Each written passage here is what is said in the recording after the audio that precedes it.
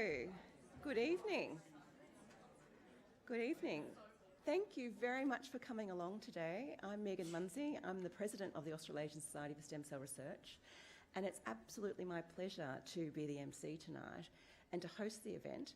I'm just thrilled to see so many of you here, and I hope you enjoyed the art exhibition. I just heard an absolute buzz of conversation and discussion, and I was sorry to cut it short.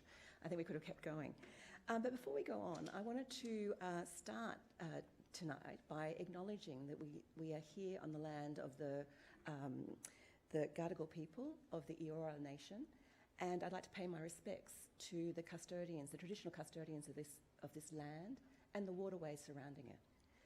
I'd like to extend that respect to any First Nations people joining us tonight, and also anyone joining us online, because we're being streamed out over the internet. And I think it's really important that we come together as a community and talk about science as often as we can. And of course, I'm a passionate stem cell scientist, so I love talking about stem cells. And tonight what we're going to do is hear from 5 people who work in this area, either using stem cells or thinking about stem cells. And we're going to hear from them about their work before we turn the microphone over to you, including those people online. So if you want to ask a question and you're listening in, please type your message to Tanya, who's sitting down here. That's Tanya with a Y, at scienceinpublic.com.au. Excellent. I've got that right. So hopefully I said that so slowly you could type that in. But Tanya will be fielding your inquiries from her email box, and she will grab the microphone. And we'll have some people floating around to ask questions, so please don't hesitate. But before we start the Q&A part, I want to start by introducing the panel, so I can go to the next slide.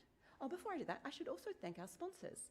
So I mentioned I'm from the Australasian Society for Stem Cell Research, but tonight's event is being also supported by the National Stem Cell Foundation of Australia, and some of you might have met Graham Megan on your way in, and you might have picked up some resources.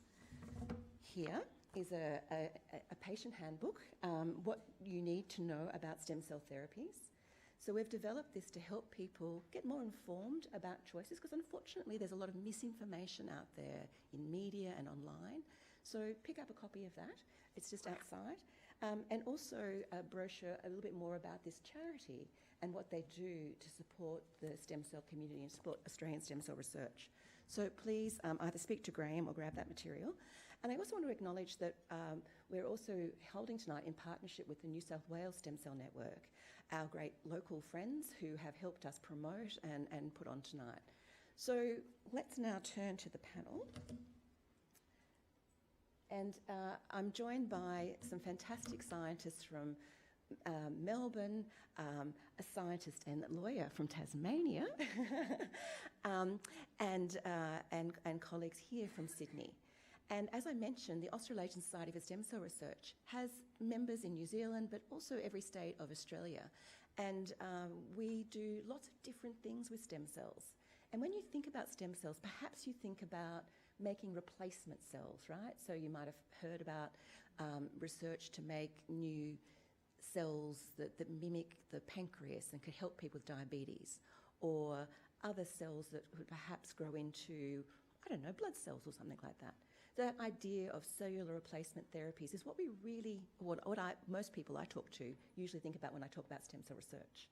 But tonight we're doing something a bit different. We're going to talk about organoids. And I don't know if you've ever heard about organoids. I'm going to look at the students here without putting you on the spot, but have you heard about organoids before? You have? Oh, there's a couple of nods. Oh, excellent. I'll be expecting some questions from you.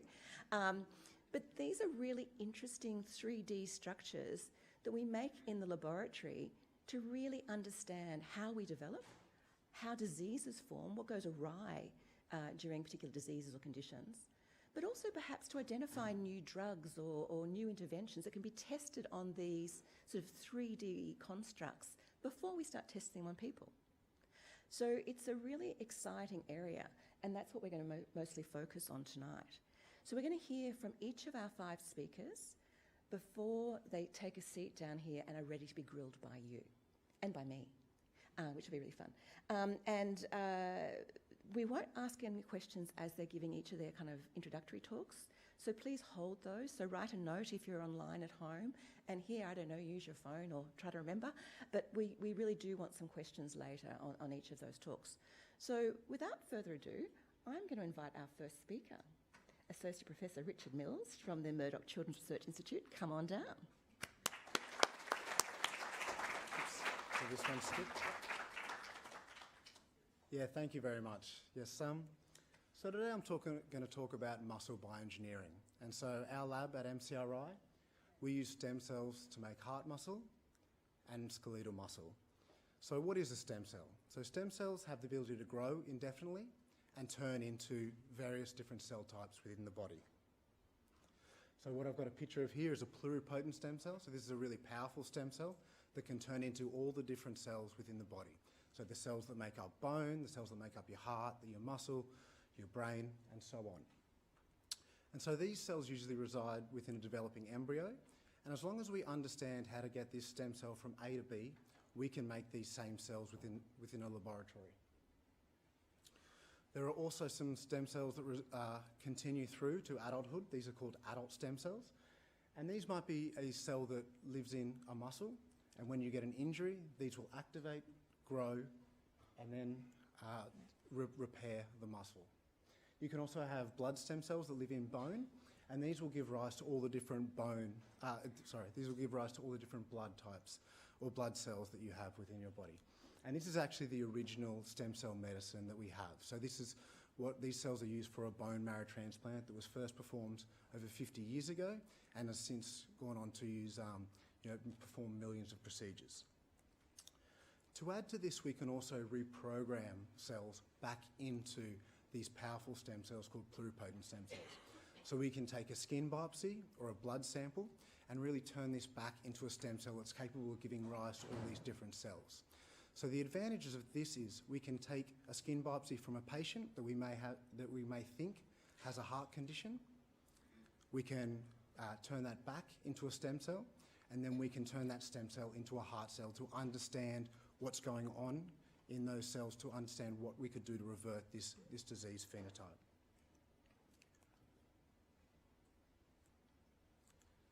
So within our lab, we use stem cells to make these heart cells and skeletal muscle cells. We combine this with a gel to make a bioengineered muscle. And this can be done on quite a large format, like a cardiac patch or a heart patch. And this would be really to repair heart that's damaged. So after a heart attack, a large proportion of your heart would die, and these cells cannot regrow. So this is actually replaced with a scar tissue. So the idea is that the heart patch would go on the outside as a living Band-Aid to really replenish these cells that have been lost. So this is in really early clinical trials where about 20 patients have received these heart patches as a treatment. And so really these are quite large. They're 5 by 5 centimetres, and there are about 100 million cells in each one of those.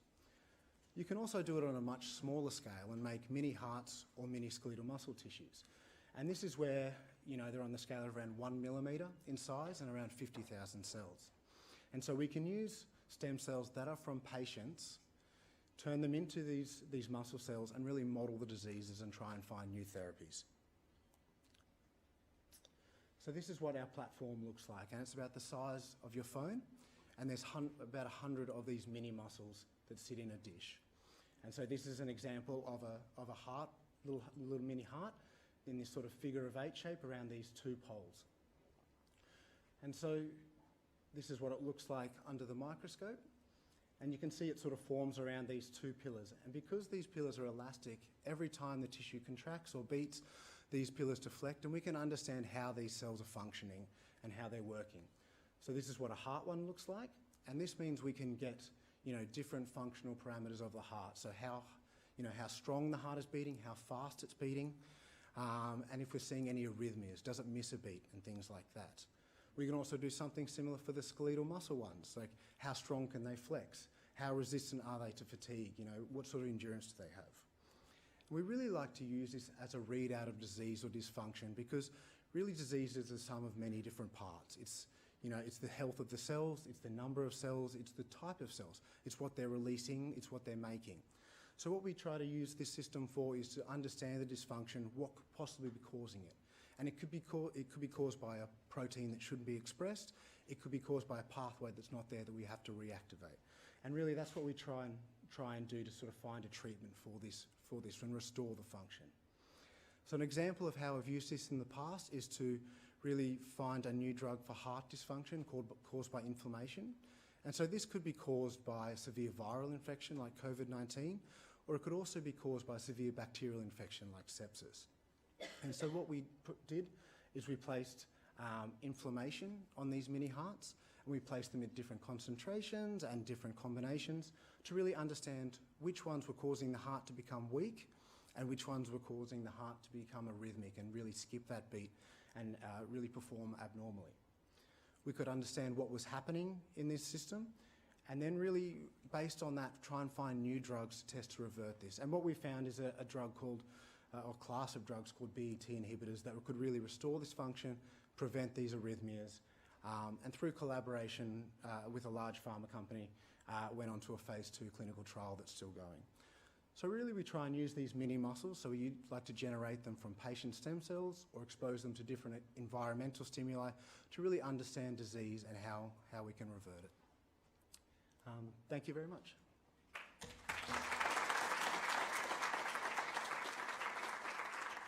Thanks so much, Richard. Now, our next speaker is Dr. Anai Gonzalez-Cordero, and she's from here in Sydney at the Children's Medical Research Institute. Anai, come on down. Tell us about your work.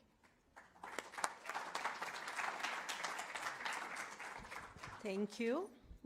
Pleasure to be here, and hopefully it's going to be a really nice drive through the work that we do in the eye and the ear. So we study blindness and deafness in the lab. Okay, I'm going the wrong way. Mainly inherited retinal diseases and deafness. And I'm just going to give a recap of what Richard just told you, which is about getting the cells from the patient. So in our case, we like blood because it's easy, it's accessible, and we can get a vial of blood from patients or indeed healthy individuals and make them back. So basically get these adult cells to become what we like to say in the lab, baby cells. Right? They go back in time to embryonic stage. And now they are these powerful cells, as Richard said, that can become anything else. Because when you are growing up as a little embryo, your cells will become these pluripotent stem cells will become every single cell in your body, right? So what we do in the lab is to get these stem cells, either diseased because they came from a patient, or healthy cells, and instruct them, so we know how they will become an eye cell or an inner ear cell or a heart cell, instruct them to form these cell types.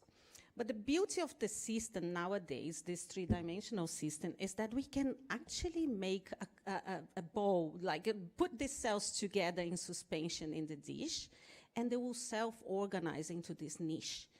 And this niche of self-organized stem cells, they start to instruct each other, okay, let's go on and together make an eye, a retina, or inner ear tissue. So this three-dimensional niche mimics very nicely the organ that we want to study, right? It's not perfect, but hopefully I can convince you that we are, in fact, going every day in the lab, we studied more and more to try and make the system a better model for us to understand disease and test drugs and test new treatments. So as I said, we are interested in sensory organs such as the retina and the inner ear. And as you can imagine, it's such a complicated organ. We actually need to now generate the retina or the inner ear from these pluripotent stem cells. So we can do that. And this, I'm just showing here an image of the retinal organoid on top. So we have all the light sensing cells of the eye on the outside, stained here, so shown here in green and red. And they're living together in this environment.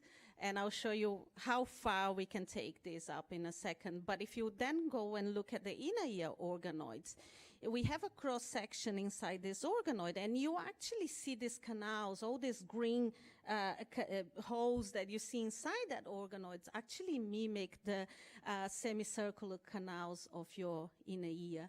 And that's the sensory epithelium that is inside all these apparatus. So it's actually quite a complex structure and quite a nice environment for us to start understanding the whole niche. So 3D organoids, it's about the niche. It's not just a pure population of cells anymore. It's actually the community together, talking to each other so that we can understand the organ.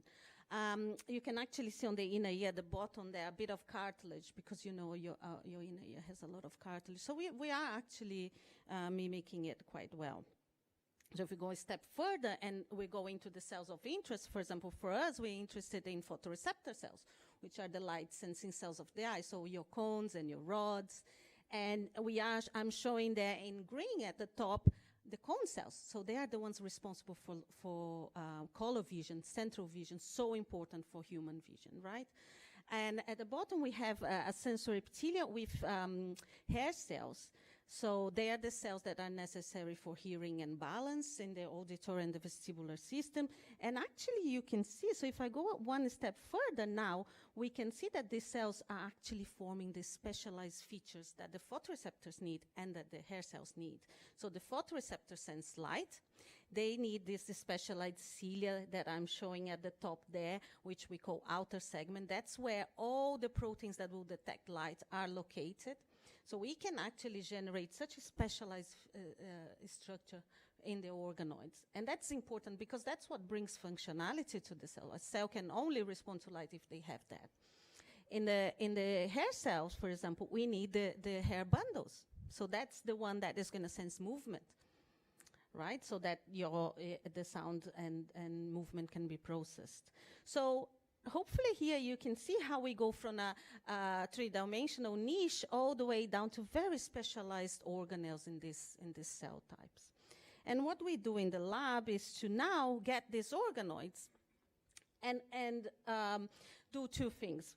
First, understand the diseases that we are. So we study a very devastating syndrome called Usher syndrome in the lab, and it causes blindness and deafness. So that's why we're interested in modeling both organs, so we can develop treatments for it. And we do two things in the lab. One is develop genetic therapies. So basically, we have a viral vector that has been modified and is safe to use in humans, and we load that viral vector with a copy of the defective gene that is mutated, that is diseased. And this viral vector is basically a truck that is going to deliver this gene inside our cell of interest, which in this case is the hair cell and the photoreceptor cell.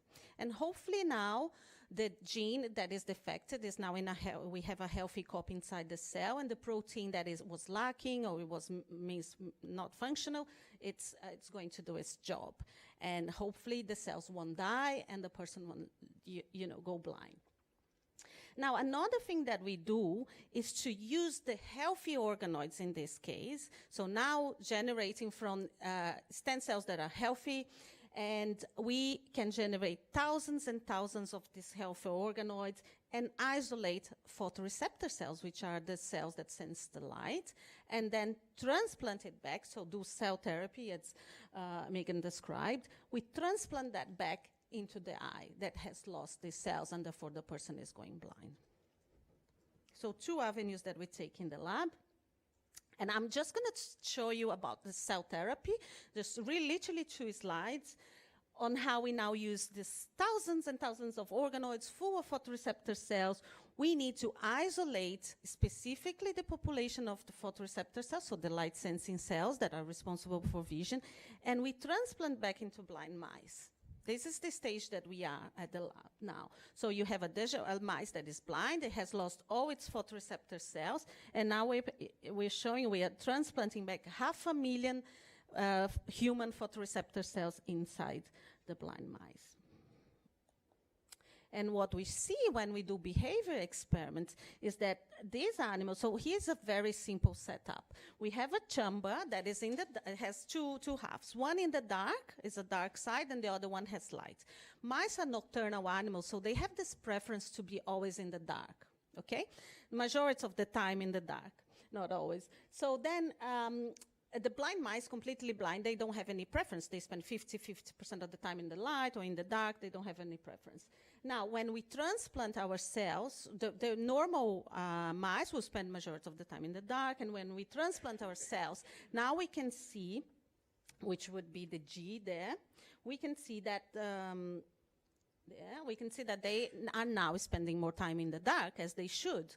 So we believe that, we are achieving some level of visual rescue on these animals after transplantation, which is great for us. And we also have these other apparatus that can now follow. So mice have this tendency, and us, of following objects that moves, right? So this is a chamber where we have stripes on monitors that just go around. And the mice, if they can see, they're just going to follow the lines.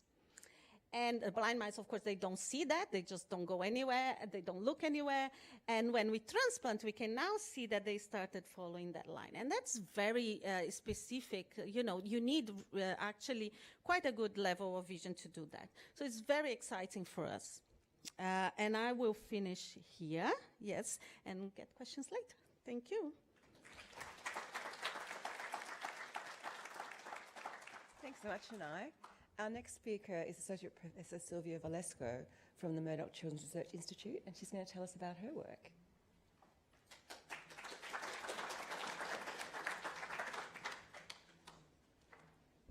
Thank you, Megan. It's really a pleasure to be here and talk a little bit about our work and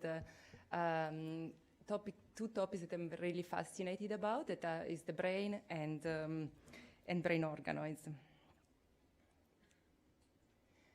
So the brain is a very important organ, and in fact it oversees everything, virtually everything we do, and it makes us what we are. And in fact it defines us not only as humans, but also as individuals.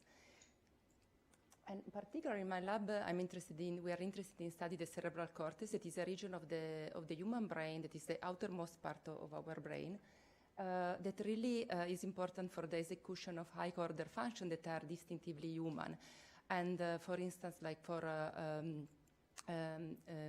movement, motion initiation, and for sensory perception, as well as cognition, and this includes learning, thinking, language.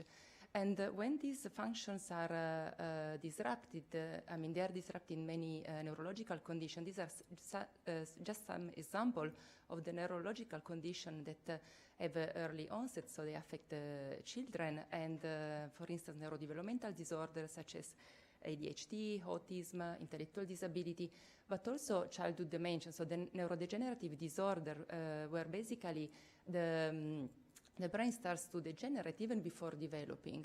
And finally, pediatric tumors that we know that really can affect the brain, the developing brain, and especially pediatric tumor have a recognized developmental origin, and they can affect cognition. And these very important functions that are deteriorated in this very severe disorder are possible thanks to the activity and work of many different cells. And in fact, on average, our brain has about like 86 million of cells, and they do not only include neurons that you probably all know very well, but also a lot of other glial cells that are very important for the function of the brain. And these cells are really generated in a very precise manner, so in an orchestrated way, during very complex, like very long time. And in fact, our brain can take up to 20 or even 30 years to fully develop. And importantly, this process that is very complex starts during pregnancy, so in the belly. And of course, there are very ethical limitations to the study of this process in vivo. And therefore, we really need to have models that enable us to look into this really important process of early brain development, because when these processes are affected, then we can, so when insults occur, this very delicate window of early brain development, then we can have onset of these disorders. And so in this context, brain organoids really represents a powerful a tool and they open a window into the study of processes of human brain development in vitro. And as we heard from previous speaker, from stem cell we can generate different cells of our body, and in my lab we are particularly interested in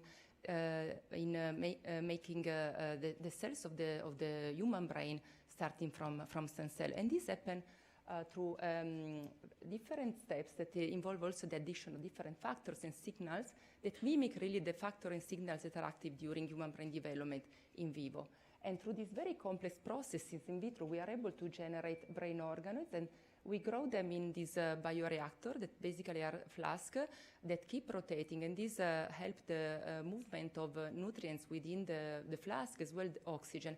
And thanks to this approach, we are able to grow tissue, so neural tissue that is very healthy over an extended period of time in vitro, even up to months.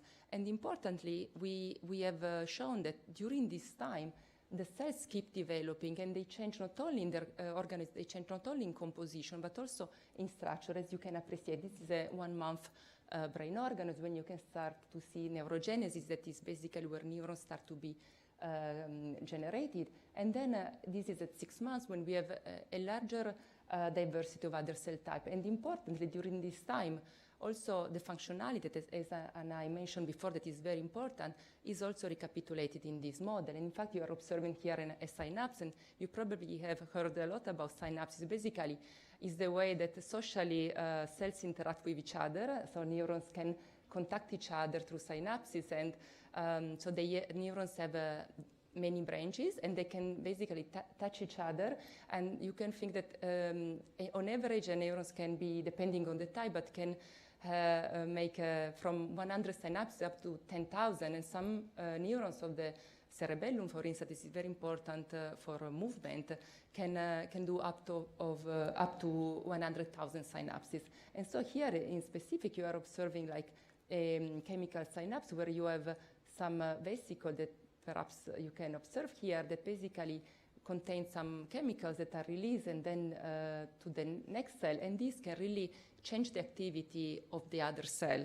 And in fact, what we can do then is to measure like function of cells in vitro, and so this is a recording of functional activity in brain organoids.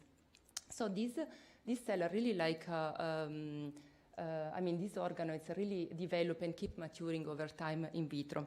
And what is very important, as Richard and I mentioned before, is that we can now derive stem cell from patients. So we can either collect skin or blood from patients with disease, and we can study their pathology in vitro, and not only understanding better the mechanism and the causes of these diseases, but also testing like drugs. And so we are using organoids to developing drug screening approaches to identify effective and safe therapies.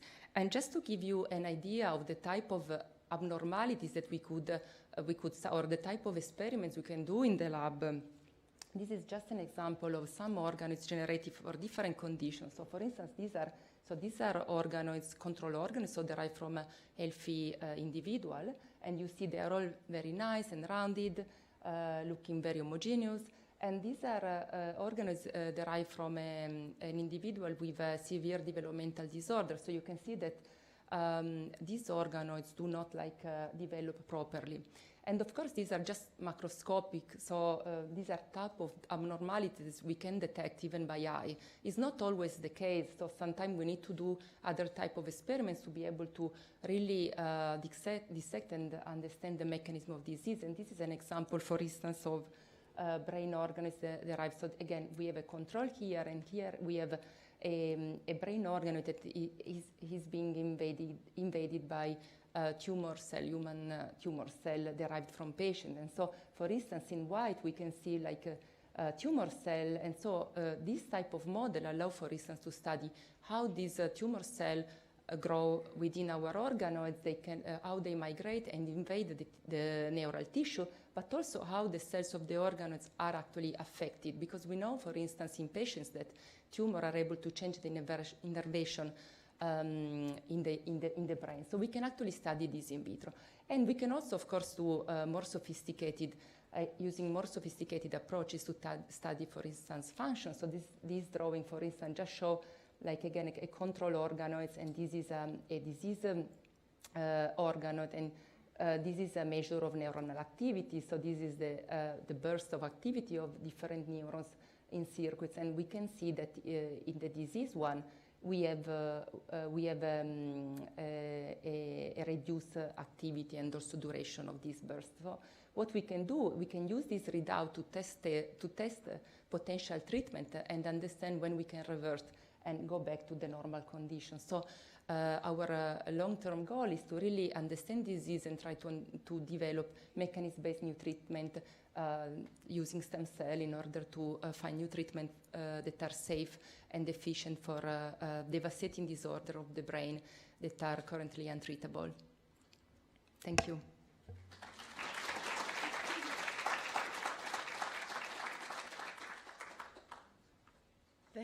Thanks, Sylvia. We're now going to turn to a slightly different type of stem cell, and we're going to hear from Professor Helena Budd from Monash University talking about her particular cell and organ of choice. So Helen, over to you.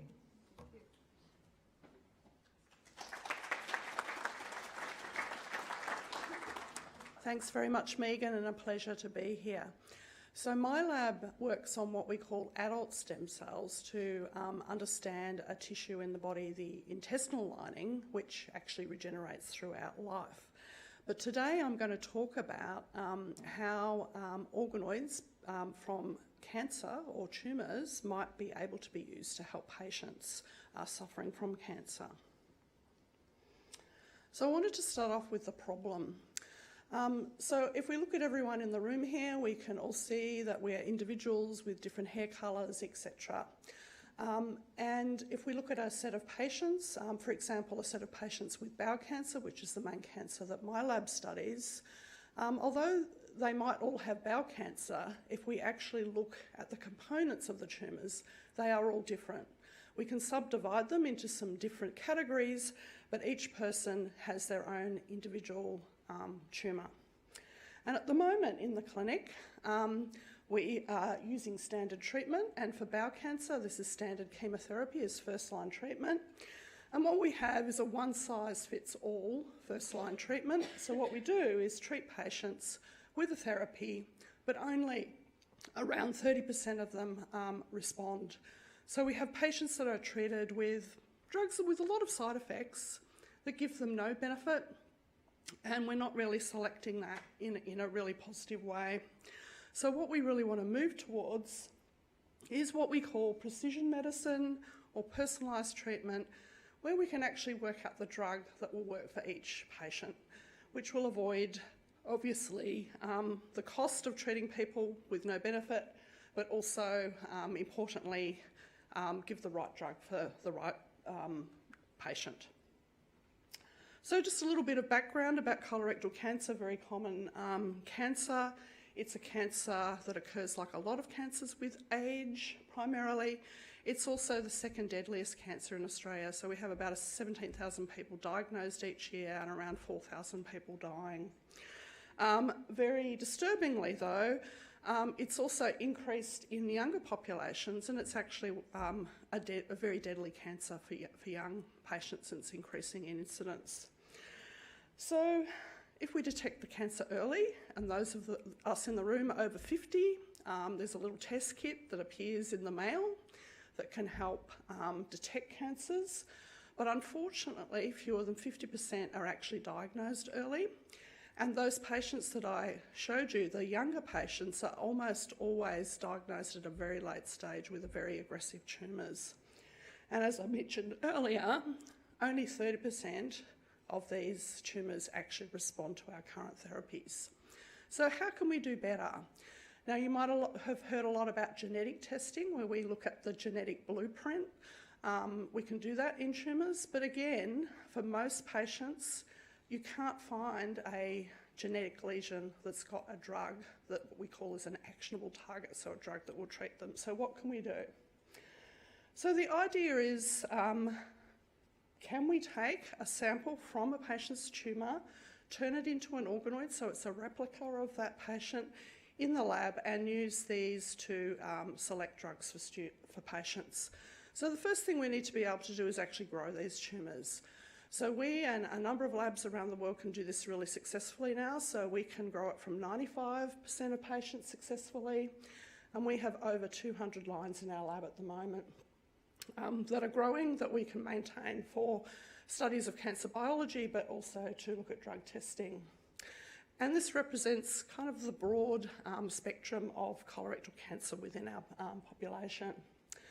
So the idea here is, can we use the organoids instead of the patient, so look in the dish rather than the patient, to test the drug that will work?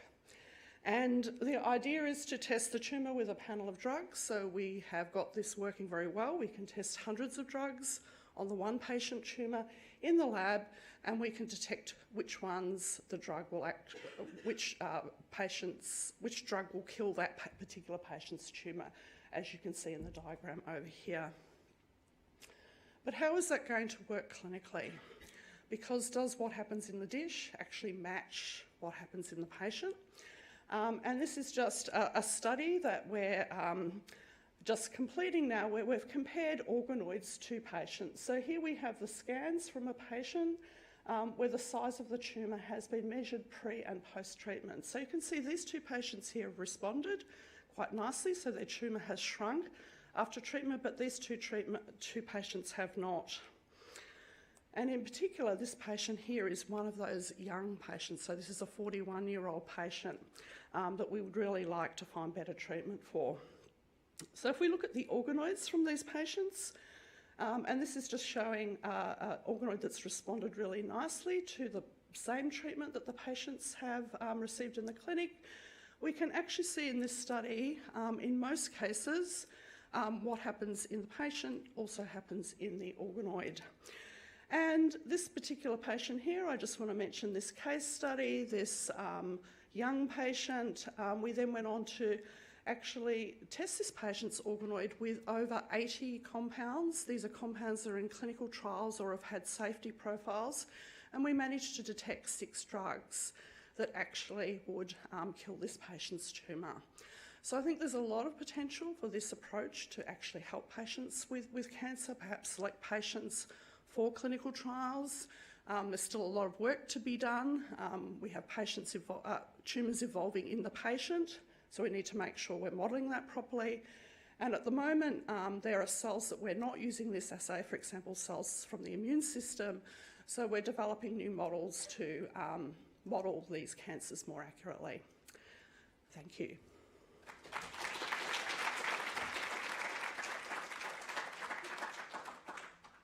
Thanks so much, Helen. So our final speaker, saving the best to last, is Professor Di Nichols from the University of Tasmania. Now, Di doesn't work with stem cells in the lab. No, but you do think about stem cells. I do think about stem cells an awful lot. Yes. So why don't you share your thoughts with us? I will. Thank you. Thanks, everyone, and thanks for those amazing presentations. It just shows how far science is developing. It's really quite amazing. So I'm lucky last, and I'm the lucky lawyer, and many people will think, oh my goodness, the lawyer. All they're there for is to slow down the research, to impede it through all of this bureaucracy that we impose on researchers. But really what the law should be there for is to facilitate research, but in an environment that recognises that people who participate in research need to be protected as well, so that we have a trusted environment for this research. Okay, now I've got to work out how. Big green one. And of course, as a lawyer, the big problem for me is I don't have pretty pictures, I just have words. So this is what we have to put up with my presentation. So I'm going to talk about this area called ethical, legal and social implications, or ELSI. And all human research, as I say here, involves ELSI. Whether you're looking at drug trials, which is one end of the continuum, versus doing a survey where you're being asked to give your opinion. That raises ethical, legal and social issues as well, because you probably don't want to be identified. You want to have your identity protected. So when we're looking at cells, it's probably somewhere between those extremes on the continuum. If you're donating cells, you have to have a biopsy, and that might hurt a little bit, but you're consenting to that. You know what you're doing. You're giving fully informed consent.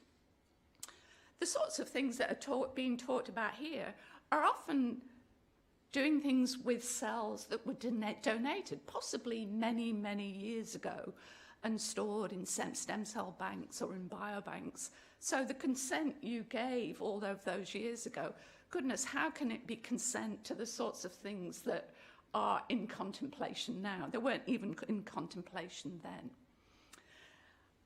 I and other people have done lots of research trying to understand what it is that people who might participate in this research are concerned about. What is it that they really want to make sure that there's proper legal and ethical protections around? The first one is consent. As I've said, how can you consent to something that you don't even know is going to happen 10 years down the track? So consent is an issue. Privacy is an issue. Each of those cells contain a person's entire DNA. So that raises issues to do with privacy. As technology improves, people often say, look, it's impossible to anonymize something where you've got a person's whole DNA sequence.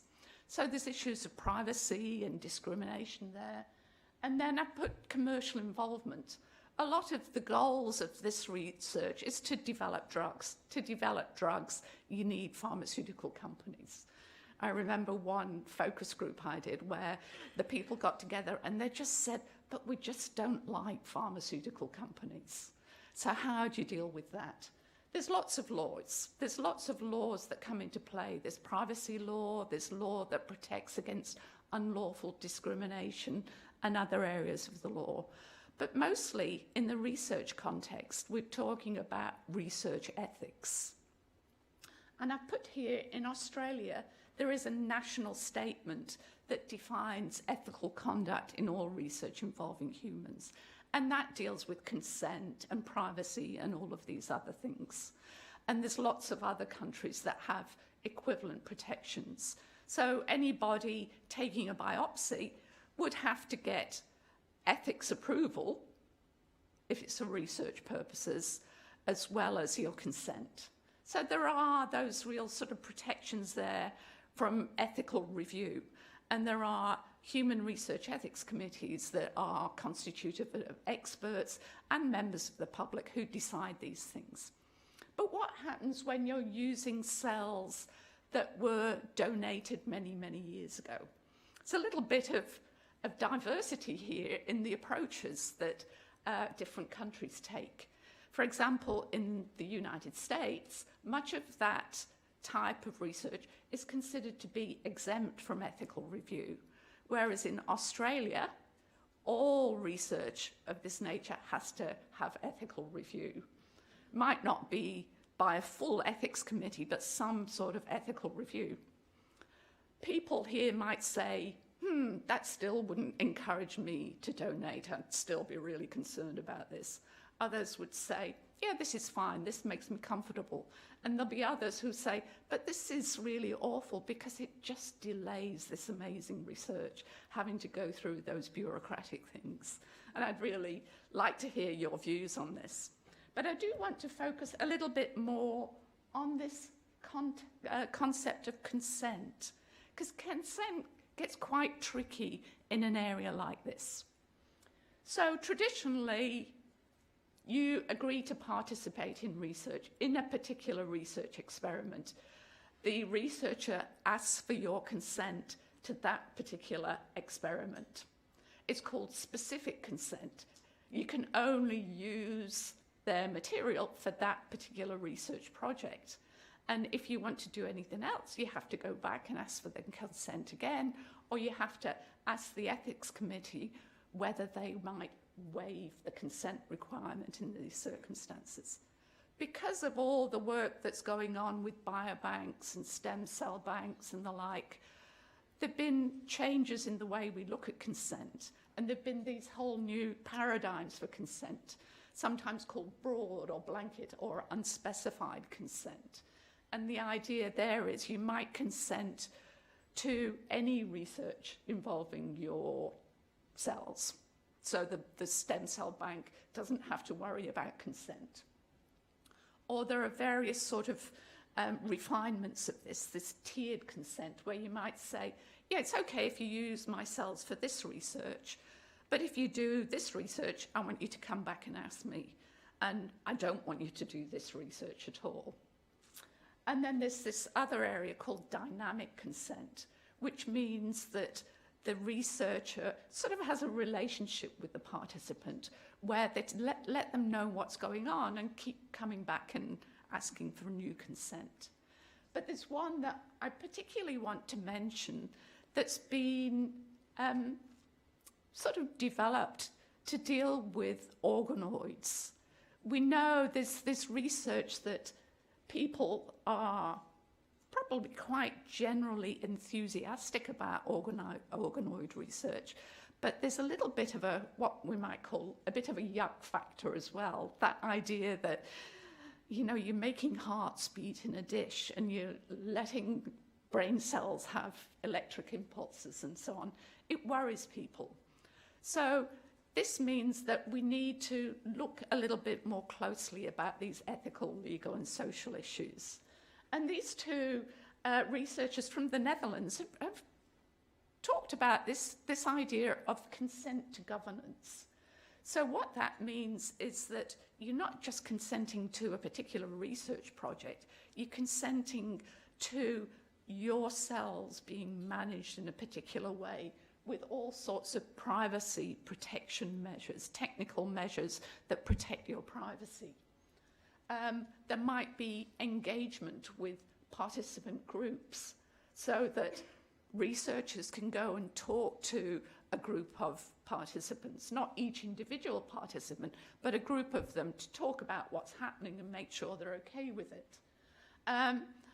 Benefit sharing, the idea that this research shouldn't just be a benefit to the pharmaceutical companies, but there should be some joint benefit to society as a whole. And ethical oversight, some sort of ethics review by ethics committees or some other institutional framework. So again, there'll be people here who think, that sounds really good, but there'll be other people who will be wary of it anyway, and there'll be others that'll say, seems like a bit of a convoluted process to get to the point where this research can be done. And again, I'd really appreciate your views on this. Thanks.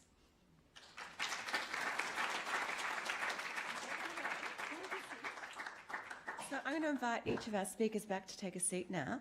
So we're going to turn the microphone over to you, and to you online, please email Tanya with a Y at scienceinpublic.com.au. And in all seriousness, I think now is the time to perhaps raise those questions with the panellist that it might have been sparked as we heard them. And I think Dias have tied it together really beautifully at the end there, that one of the things that links, we've talked about the fact that there's different science represented across the panel and different applications, but we all use human cells in some way. And as Anai talked about as well, animals in research. So there's ethical and legal considerations and frameworks that overlay all of our work. So we're interested to hear from you whether you've got questions about the science or the consent processes, or even just, you know, other fundamental questions. I mean, I'm going to kick things off and ask the scientists first to kind of share a little bit more about the recipes they use. Like, you've all talked a little bit about the fact that you can take these stem cells, but how hard is it to turn them into your cell of choice, and how long does it take? I think on Sylvia's slide she mentioned 6 months to get a 3D construct that mimics aspects of the brain. But for Helen, for you, how long does it take if you are taking a biopsy from a patient, from their bowel, how long does it take to get an organoid? It varies a little bit between patients, but this is something that we can do very quickly. So the aim is to do the tests within weeks. But we have made organoids from other cancer types. So, for example, we've got a panel of breast cancer organoids, and some of those actually take months to establish. So there's a difference. So how come your organoids take so little and Sylvia's take so long? It's probably a bit to do, well, I guess we're growing cancer organoids to begin with, so they do have growth advantages, but the bowel generally grows very rapidly throughout life anyway, so we're working with a tissue that grows rapidly anyway. But we add specific factors to the media, though, to support that. So I can see Anai's got the microphone and wanting to say something. Go ahead. Well, I just want to explain that it's also usually based on how the normal development occurs. So we know that the heart develops quite early in the embryo, so that organoids usually by a month, 30 days, you have that cell, or even 10 days you have a beating cell in the dish. For the eye and the brain, we have to respect development, and that will take much longer. So for us to be able to model a disease in the eye, it takes 30 weeks or 7 months, for us 8 months to grow the cells. For transplantation, as I mentioned, the cell, we isolate the cells a bit earlier because we have studied these cells and we know we need them at a specific stage in development. So it's tailored to how the development in the embryo, because we actually turning these cells into an organ based on our knowledge on how these cells developed in the first place.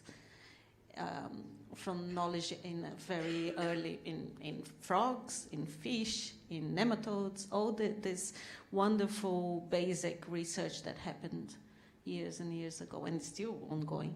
Yeah, so we'll come back to embryos in a sec, but Sylvia, you wanted to say something? Yeah, can I add that I perfectly align with what Helen and Anai said.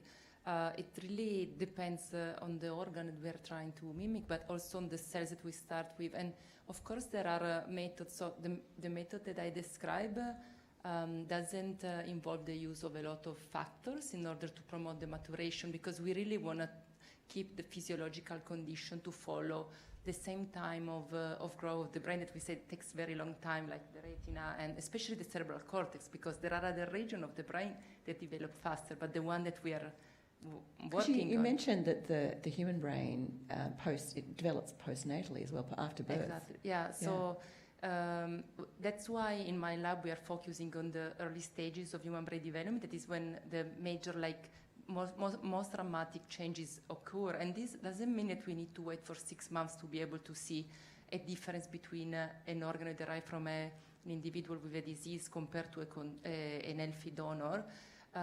Because there are actually, and we show that for some genes associated with autism, there are some developmental defects that happen very early during brain formation that then can affect circuits later on. So if we want to look at synapses, yes, we need to wait at least 3 months. But we can see other, neurogenesis, the birth of neurons, can be really observed very early on. So you can just see that. You can see that when you do a cross section of it. It's really obvious. It really depends on what is the developmental process we want to look at. So we don't have to wait for that long. Oh, fascinating. So put your hand up if you've got a question. We've got Natasha and Cameron here, but I can see Tanya with a Y's got one. Well, there's two that have come online, so we can start with one and then go to the room and come back to me when you want. So Chuan Yu has asked, Dear Professor Helen, thank you so much for your amazing presentation. Here are my questions below.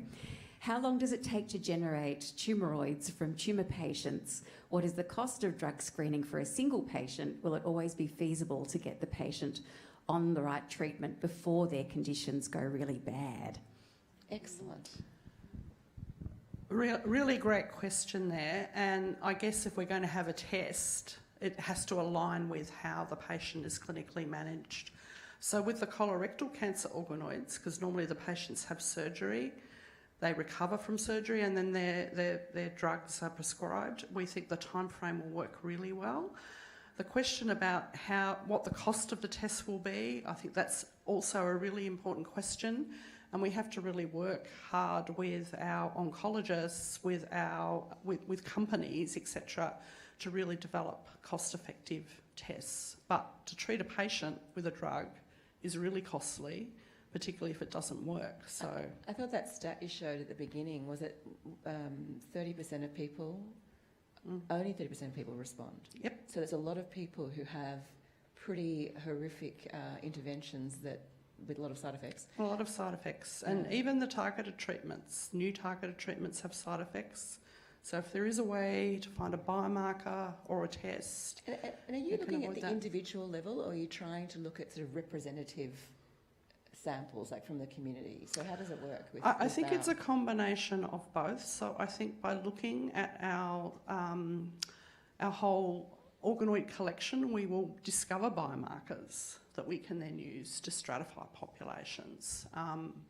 But you could also, I think, feasibly do a test, but yeah, cost, how it would be applied clinically, how it would practically work, are very big issues that are beyond us as scientists. We have to work with a whole group of people to be able to translate things so that they can actually really work for patients. Thanks, Helen, and thank you very much for the question from online. Now, in the audience, we have another question. Hi, beautiful, beautiful science. I've got a question, the intersection of Helen's work and Di's work. So Helen, you reported this study that you were talking about. There was the patient that didn't respond to chemotherapy, and so you took some of their tumour, grew organoids and treated them with a whole range of therapeutics. And there were 6 compounds, I think, that they responded to. They'd obviously given consent to take part in your research study. Does that information get fed back to the patient and their clinical team? So that patient passed away before we had all those results. So we're doing a research study at the moment, although the treating oncologists are part of the study. So we don't know the identities of any of the patients. They've given consent to use the tissue, and we get very high yes rates because these patients, a lot of them are having surgery anyway, and their tumour will either go in the bin or it could come to our study. But their consent clearly says that our study is a research study and it won't be used to inform their treatment, and we really need to get all the evidence, all the clinical trials there before we would actually go to that step. But their treating doctors are involved in hearing the results of our research, so they do know that. Diana, would you like to comment? Yes, and I suppose that's one of the real difficulties when you're doing research, but it's patients there at the end of it all that have clinical conditions that need to be treated. And it is difficult for the researchers, I think, because they can't claim to be having clinical outcomes. So you really need to tread that fine line and work with their treating physicians all the time, don't you? Yeah, and I think that's a very sound approach. And back to consent, Di, because we talked about, I suppose, making sure the consent has statements of what is permitted, but I suspect a lot of consents can also state what is not permitted. Is that sort of common practice, like making it very clear in the consent that this is not part of a clinical study, this is a research only? Yeah, I think so. And the problem with that is that the consent documents get more and more complicated, don't they? How many pages is in a consent document, do you reckon, for you guys, the scientists? So our consent documents have evolved.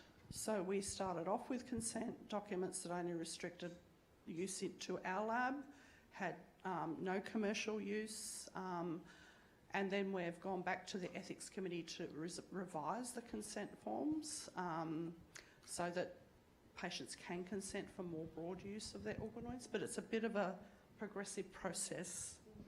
And the issue of commercial use is really a delicate one, because as I've said, people feel wary about it, feel uncomfortable about it, but the only way that you're actually going to get drugs to the end point is to involve companies, because it involves huge amounts of money and it's really complicated. So I think that just requires careful explanation why they need to be involved and what safeguards there are. Can I ask a follow-up question? What about people who don't speak English? do we have consent translated, or are they excluded from participating in the research if they have comprehension problems? I'm just curious. I know in some clinical trials that can be an exclusion criteria. What about for research use? What about you? What's your experience, Richard and I and Sylvia, when you've had cells from patients? I mean, Sylvia, you might have had this experience through the cancer brain work you've done. Yeah, so this is a very recent research done in collaboration, so I was not involved in these early stages, and most of the induced pluripotent stem cells that we'll be using so far are derived from the identified donors, so they are not really patient, but for sure it's something that we will have to think about in the near future now that I'm at MSCRI and we work closely with clinicians. I mean, I expect that consent, I mean, there are people that can translate, and I think it's in every hospital, but I think it's something that has been discussed in general as a broad topic because it's very important. Yeah, and then Di? So I think it's important to highlight that together with a consent, you're going to receive a proposal, a protocol that explains what the research is all about, and the clinician will sit with you and go through that protocol and explain. And there will be options there for translation if needed. So it's not a single 1 or 2 page consent. It comes with a lot of documentation. And I know colleagues of mine have been working on making consent more intelligible to everybody. For example, creating apps that can assist people in understanding consent. And I think that's really important to make sure that our First Nations people have the opportunity to participate, and people who speak a different language have the opportunity. It's really important that for what we call justice purposes, for the benefit of society as a whole, that everybody has the opportunity to participate, and they shouldn't be left out simply because they speak a different language. And I think that also, so definitely from a justice perspective, but I think from a scientific perspective as well, that we need diversity. Yeah. We've used the word lines. I don't know if we should have unpacked that a little bit, but when we derive particularly induced pluripotent stem cell lines or embryonic stem cell lines, we create basically copies of those, and we store them, maybe freeze them, share them with other laboratories. But we use this word lines. I don't know if the researchers want to chip in there, but I think what in the biobanks that Di mentioned, often it may only represent a small proportion of the population and not the great diversity that we have. Yeah. And so if we are using those cells to screen for drugs, are we just screening for only how a proportion of the population responds and not other representative groups? So there's huge debate about that internationally at the moment because, most of the data sets and cell repositories and so on are full of cells and data from people of Western European origin, and there's a real push to diversify data sets. So one of the bodies I work with, it's called the Global Alliance for Genomics and Health, and they've just released a policy on diversity in data sets to make sure all researchers think about this in whatever they do. Oh, fantastic. And I've got a question here. I've got a question on converting, say, blood cells back to those, those stem cells that can differentiate into all different things. Is that like reversing the aging process? Because you're going from, you're going backwards in terms of like from a fetal stem cell to blood cell? Yeah, so the process really involves, reprogramming these cells by giving them 4 factors that would be within a pluripotent stem cell. So in some way you are reverting it back, like you are wiping a lot of the marks of aging from those cells. So yeah, I guess that's a good analogy for getting them back there. It was really, the people who discovered this won the Nobel Prize for this in 2012, and it really has transformed our field because it gives us the ability to study patient cells, and really whatever cell type that we want to look at for that patient gives us the ability to study that. Well, I think maybe, Richard, why don't you go on and talk about what happens if you... So say the cosmetic... So say somebody did apply the technology and made a cell from a skin cell or from a blood cell that was pluripotent, so a stem cell that was capable of growing anything, and then they injected that into the body. What would happen? So you get lots of tumours forming everywhere. So not ideal. So the real trick in the pluripotent field is to try to harness that potential, make it turn into the product we want and not the product we don't want. Sorry, there's one more question over here and then we'll come back to you.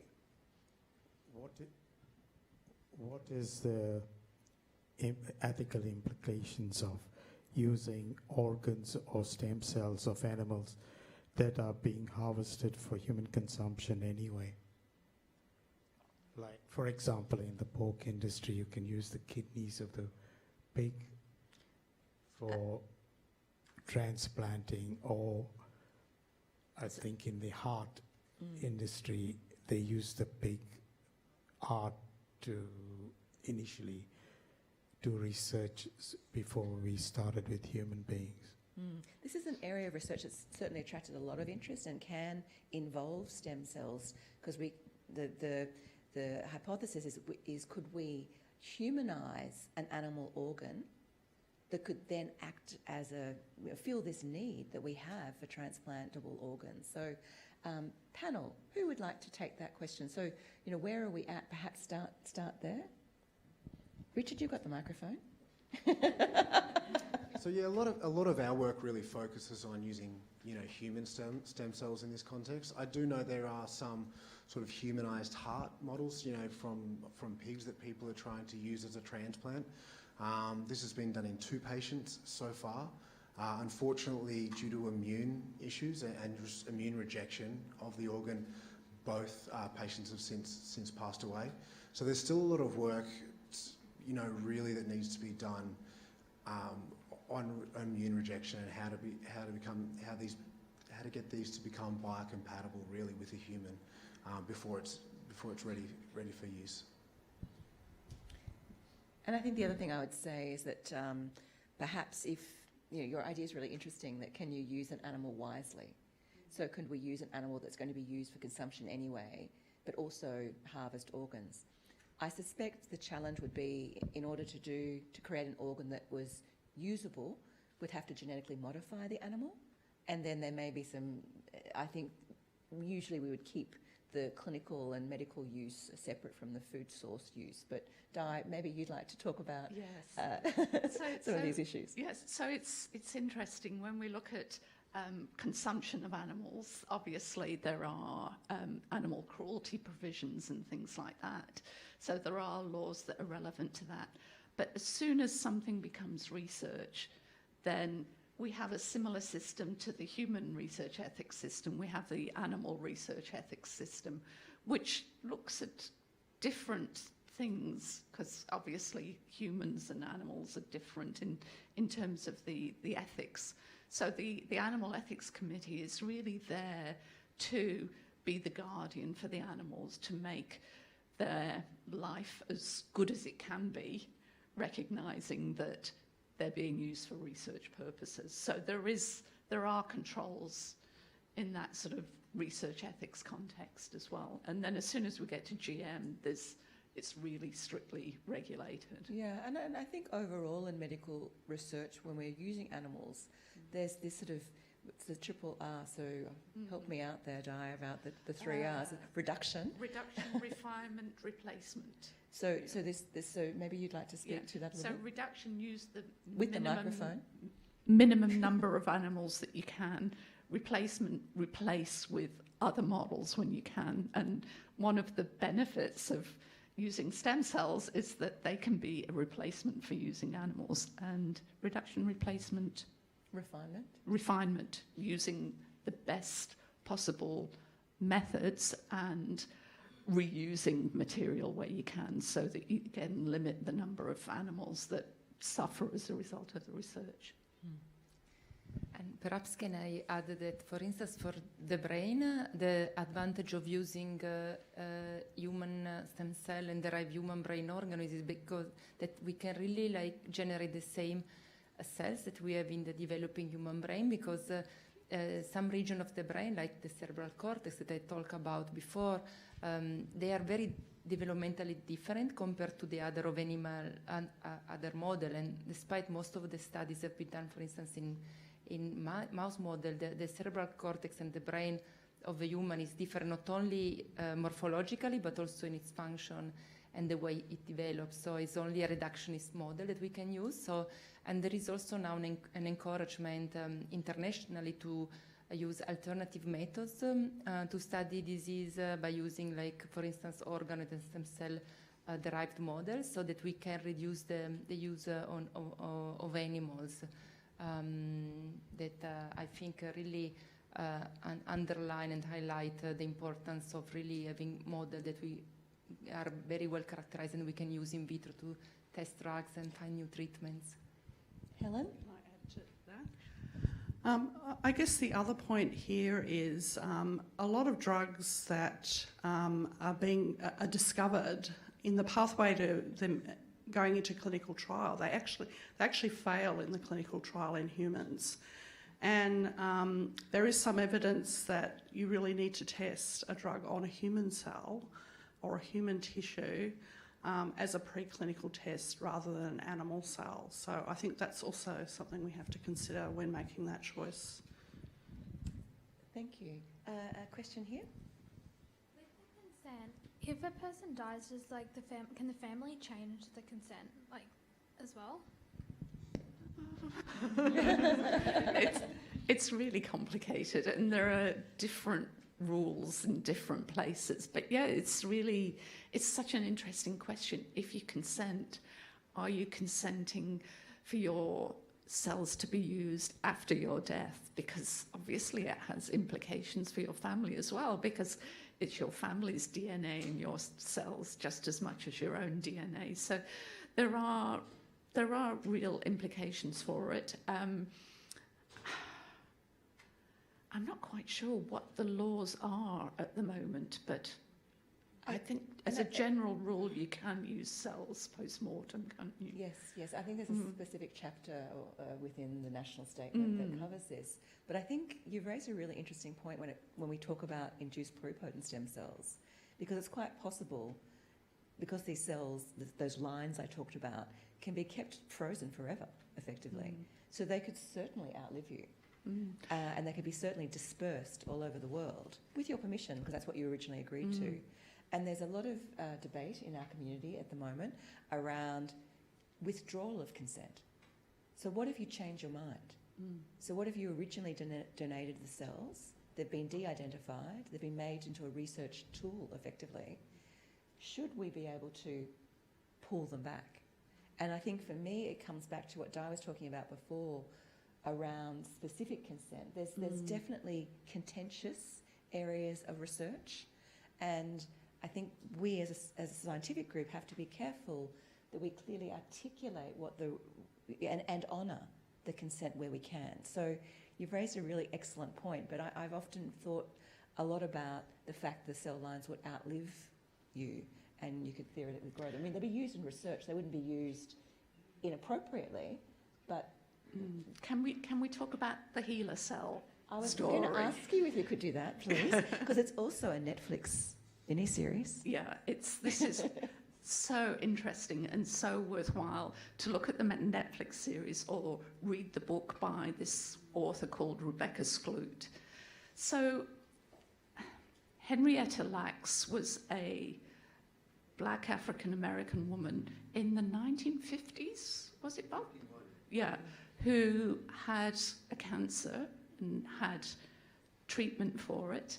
And of course, at that time, the consent rules with regard to research and so on were very different.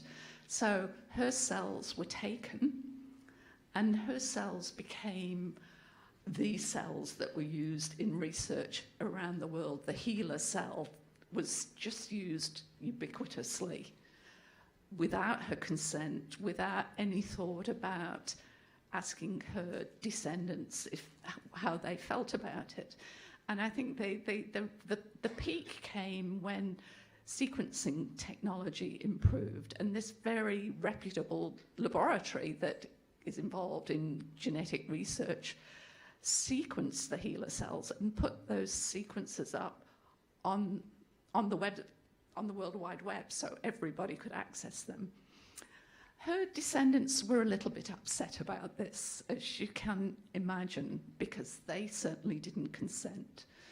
And as a result of all of this, there's now a really strict protocol in place for using her cells. So they've involved the family members, and any use now has to be approved by the family members as well. But it's a real sort of salutary story on how immortal these cells are. It's called The Immortal Life of Henrietta Lacks. Also stars Oprah. But I think it is a really interesting point, and I see a lot of parallels. So that happened in the 50s, before we discovered embryonic or pluripotent stem cells, and you could make these cells that we could freeze. But what was interesting with the HeLa cells, it was the first time we could grow human cells. They weren't what we would say normal, so they didn't have the right number of chromosomes, but they would grow. And the discoveries made from those cells has been extraordinary. Vaccines have been developed, knowledge has been gained. It's been quite extraordinary. So there's a huge contribution. But as the family have raised publicly, there's also been a huge profit. They're still poor, or members of the family are poor, and they never share in that. So wealth has been created, lives have been saved. But yeah, it's a very interesting story. But we have a question online and then a question up the back. So I'll take the online question first. There are 3 online, but we'll go goodness. with one and then you can come back to me. So this one has cleverly been sent from Maggie via Twitter. How can we better use blood donations that are ready to be discarded, but still viable for research purposes? Are there ethics issues around this, for example, from Red Cross or blood banks? So firstly, would the researchers, would anybody use cells that are donated from a cord blood bank or in their research? I'm not able to say. I don't know how the current is. Just okay. Can we just get the panel first, Margaret? Is that it used to be when I worked at the Red Cross in the research. So if people, especially when they travelled through malaria country, the blood couldn't be used, and that all ended up in the laboratory. So, and we used it in the laboratory, so it wasn't discarded or thrown out, which is otherwise. But I don't think necessarily there was consent from the patient. It's because that is quite a while ago. But it was definitely not thrown out, it was used. Yes, to generate the iPSCs, this industry potent stem cells will need the consent from the patient. So we can't just use blood from the banks. We have to have consent. But it's possible. And I think you might be involved in a project like this, where you could go back to the person who originally banked those cells. And then ask for consent, yes. We usually need to process the blood relatively quickly in the lab, so do our centrifugations, our processes. So again, that blood would have to be collected and get to our hands relatively soon, or being processed in the bank, specifically how we need it in the lab. So there will be a bit of a work out there. Great. A question up the top here? Yeah, so my question was, again, related to the rate at which you can grow the organoids in labs. Is that a limiting factor in current research, in any of your current research? And if so, is there research going on in terms of how to make that rate faster, how to make the organoids grow faster in labs?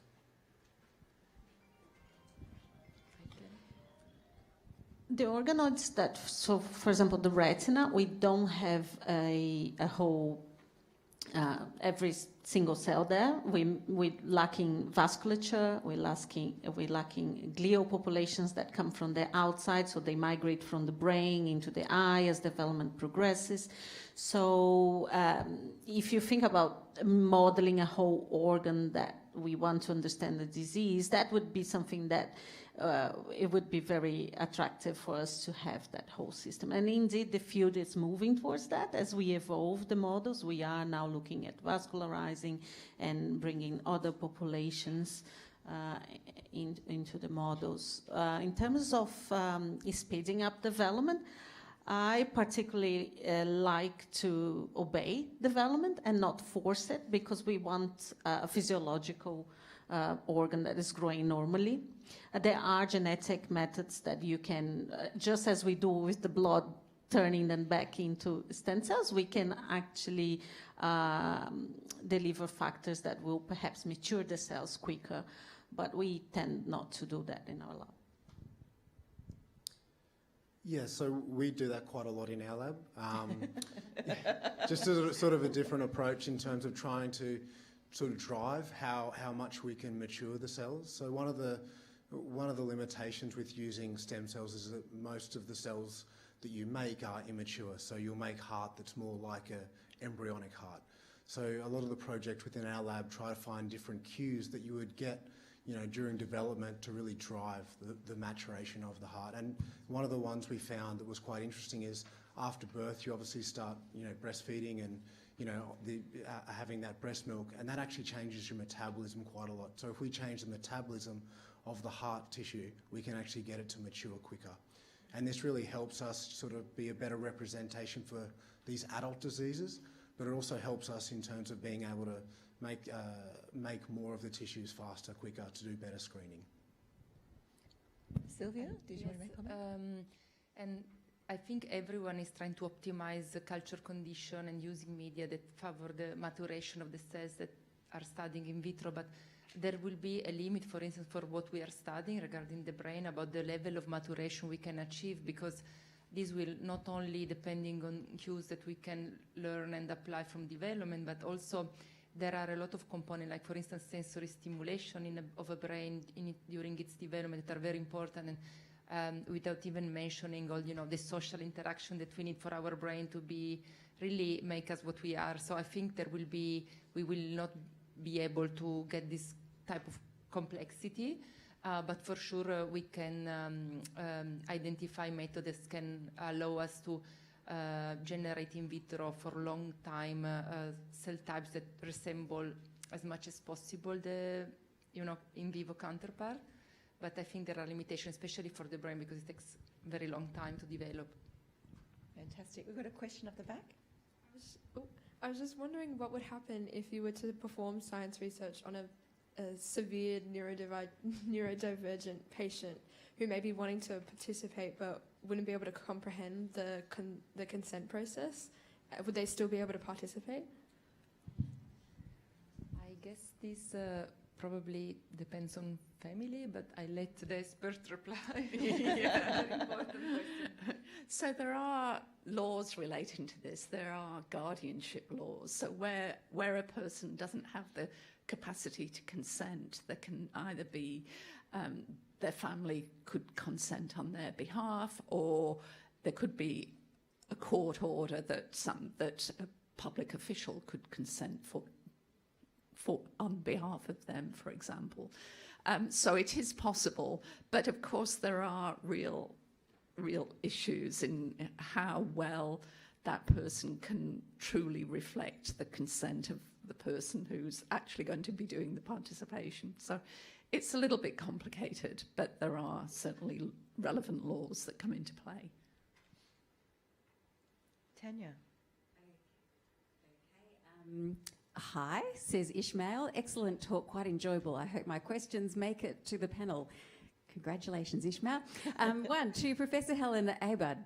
Regarding tumoroids and bowel cancer, is there a possibility that tumoroids also accumulate mutations in culture?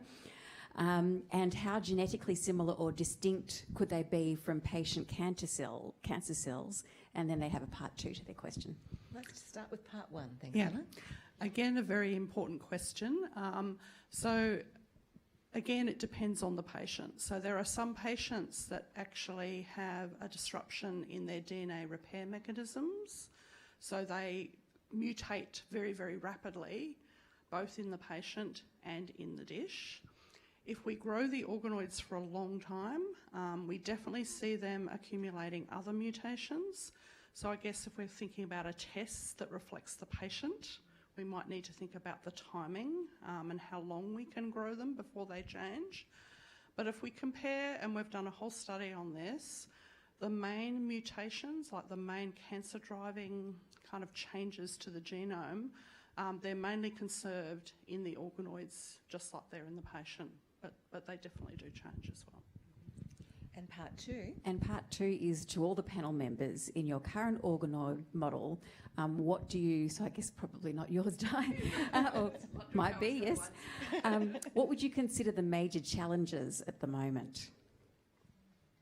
So we're going to start from Richard and then work through the panel. Di can just pass the microphone and then maybe make a comment at the end.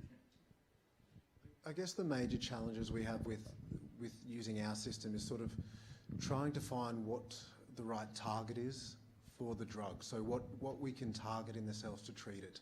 So understanding what that is I think our major challenge. And as sort of the panel mentioned earlier, we're not great at drug discovery. There's actually 90% fail when it goes through clinical trials. So there's a really high attrition rate of these things. So trying to pick the right one that's going to make it all the way to the clinic, that's, I think, our biggest challenge that we face. And I? So in the retina, we're still not modeling it perfectly. There's still some cells that we are missing there. And in the human eye specifically, we have a region that's called the macula, which is responsible for your central vision that we don't have yet in organoids. And we are trying to actually now understand how this region develops and then mimicking that in vitro. So that's going to be our perfect model of the retina, if we can get that. So that's one major limitation that we have at the moment. Sylvia? Yeah, so there are for sure many challenges, especially for brain organoids that among the organoids are probably the most recent. A couple of them is recapitulating the complexity of the human brain in vitro, and for sure, this missing cell type that Anai just mentioned. Something that we have been kind of ignoring so far is the contribution of the immune system, for instance, because, for instance, microglia cells that are not the only immune cells that are important also for the function of the brain, they derive from embryonically from other regions. So if we have a neural organoid model, we cannot have this cell, and they are very extremely important for the function of the brain and for disease. And their involvement is increasingly recognized. So I think future should really invest in making these organoids much more complex with missing cell type, vasculature, and trying to increase maturation. And then another challenge is being able to study those diseases of the brain that have late onset, like neurodegenerative disorder, that despite they might have some share some mechanisms with early developmental disorder, they occur very late in life, and so when the brain is very different from what we can, a developing brain. So this is another major challenge, I think. Helen? So along that theme, I think the major challenge in studying cancer using these mini organ systems is that we know the tumour microenvironment, so the environment that tumour exists in the body, is also really important. So it's being able to mimic that, and the immune system is a big part of that microenvironment. So I think that's part of it. But I think the other major challenge is the next step in our research, is how we actually get our discoveries in a way that they can get back to the patient. And it literally involves collaborations between clinicians, scientists, industry, law. We really have to get that diversity of people together to be able to get these discoveries into treatments or tests that can actually be used for patients. So thank you, Helen, and thanks, panel. That was a fantastic summary. But Di, I'm just going to ask you now to kind of, perhaps share. You talked a lot about consent, and is that the major challenge, or what do you see as the major ethical and legal challenges for the field? So I was thinking about this as everybody was talking, and thinking how well they've articulated all of these things.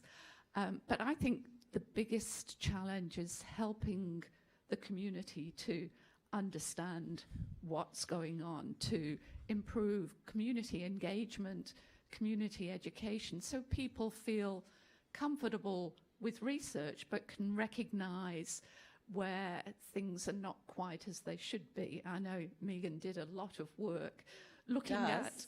Does. Yeah. Well, no, you had a major victory in some aspect of your work. And that's because the people were offering spurious stem cell treatments in Australia and elsewhere in a largely unregulated environment. What I say has done is that Megan and others were able to encourage the regulatory authorities to actually better regulate this area. But it was a real problem. I mean, how can you expect members of the community to understand the complexities of the science, to know what is a real advancement and what is something that's promising a lot but never going to deliver anything? Well, thanks, Diane. I think it's a fine example of collaboration, as Helen mentioned. You know, we work often in institutes. We may deal with patients through obtaining samples or giving talks, but it's events like this where we can come out and, I think, demystify the science and be available and speak to the community directly, to you directly. So I want to thank you for taking the time out of your day to come and visit us today. I think I've really enjoyed the conversation, and I'd like to particularly thank Ishmael for such a fantastic concluding question. So please give yourselves a round of applause. I want to thank Cameron and Natasha for helping facilitate the discussion, but also for our fantastic scientists for displaying their art outside. I hope you got a chance to look at it. I think it was absolutely stunning. So a big thank you for you, for your beautiful work. To our amazing panel, Richard, Anai, Di, Sylvia and Helen. Of course, our sponsors. So the National Stem Cell Foundation of Australia, Renew, the Murdoch Children's Research Institute, which I don't know if I fully acknowledged at the start, and I'm a member of that group, so very bad, Megan. But we together, we really wanted to come out into the community. We are meeting here in this room for the next 3 days as the Australasian Society for Stem Cell Research, and we will be talking science. But we think it's always really important that we start by talking to the community. And again, I thank you so much for coming along tonight. And for those listening online, thank you for those fantastic questions. And if you've got any more, just keep bombarding Tanya's inbox and she'll send them on to us. Thanks so much.